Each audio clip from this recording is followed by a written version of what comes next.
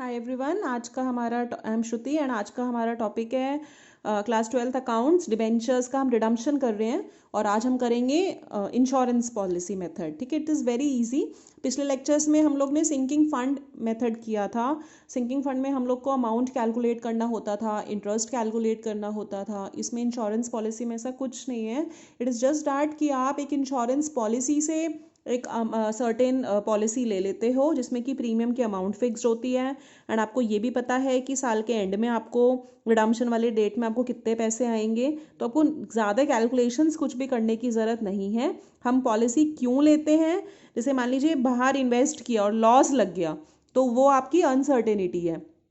तो कई कंपनीज क्या प्रेफर करती हैं कि सिंकिंग फंड इन्वेस्ट करने की बजाय हम लोग पॉलिसी ले लेते हैं। ठीक है, तो सीधे एक प्रैक्टिकल क्वेश्चन मैं बुक में से ही करा देती हूँ because it is very easy method. Company ने इशू किए डिबेंचर्स 1 लाख रुपीज़ के 1 अप्रैल 2015 को and they are redeemable at the end of 3rd year, right. और ये डिसाइड किया गया कि कैसे आप पैसा जमा करोगे, पॉलिसी लेके। 1 अप्रैल 2015 को ही हमने पॉलिसी ले ली जिसके लिए हर साल हमें 32,000 की किश्त भरनी है। तो debenture account is very simple. वही अगर डिबेंचर्स की लाइफ आपकी कितने ईयर्स है, डिबेंचर की लाइफ आपकी 3 साल है तो कितने टोटल होंगे, 3 टोटल होंगे। तो फर्स्ट ईयर में simple debenture application and allotment, then C D B D करके 3rd ईयर के एंड में हम पेमेंट कर देंगे to debenture holder, right. Debenture redemption fund में भी कुछ भी नहीं करना। पहले साल भी surplus of statement 32,000, then again CD, then BD 32, फिर से हम 32 ट्रांसफर कर देंगे, फिर से CD हो जाएगा, फिर से 64 एंड 32 ट्रांसफर करके एंड में अब ये मैं आपको बता देती हूँ ये 4,000 रुपये कहाँ से आया। तो देखो, एक अकाउंट हम साथ बाय साइड जो उसमें सिंकिंग फंड इन्वेस्टमेंट अकाउंट बनाते हैं ना, इसमें हम कौन सा अकाउंट प्रिपेयर करेंगे, debenture redemption fund policy account. पहले साल हमने क्या किया, 1 अप्रैल 2015 को ही पॉलिसी ले ली थी तो हमारा पैसा कितना गया, 32,000।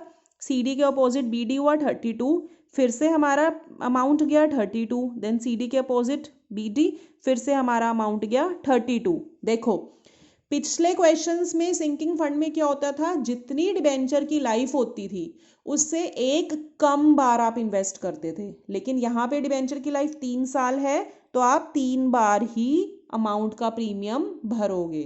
ठीक है, क्योंकि ये कब भरा जा रहा है, साल के शुरुआत में भरा जा रहा है और रिडम्पशन साल के एंड में है। अब जब 31 मार्च 2018 आया तो हमें कितने रुपए मिलेंगे, 1 लाख रुपीज़। क्यों, क्योंकि डिबेंचर्स की वैल्यू कितनी थी, 1 लाख रुपीज़ की, तो हमने उसी हिसाब से पॉलिसी ली होगी। तो हमने पॉलिसी ले ली 1 लाख रुपीज़ की और रिमेनिंग कि आपने टोटल प्रीमियम अब तक कितना भरा, 96 भरा और आपको पैसा मिला कितना, 1 लाख। तो आपका 4,000 इज एक्चुअली योर प्रॉफिट। क्यों, क्योंकि टोटल प्रीमियम आपने कितना भरा, टोटल प्रीमियम आपने एक तरीके से 96,000 भरा, आपको पैसा आया 1 लाख रुपए, रिमेनिंग आपका 4,000 रुपये प्रॉफिट हो गया। ये किस में चला जाएगा, फंड में। और फिर अब जब आप फंड अकाउंट प्रिपेयर करेंगे तो ये यहाँ क्रेडिट में चला जाएगा by debenture redemption fund policy account.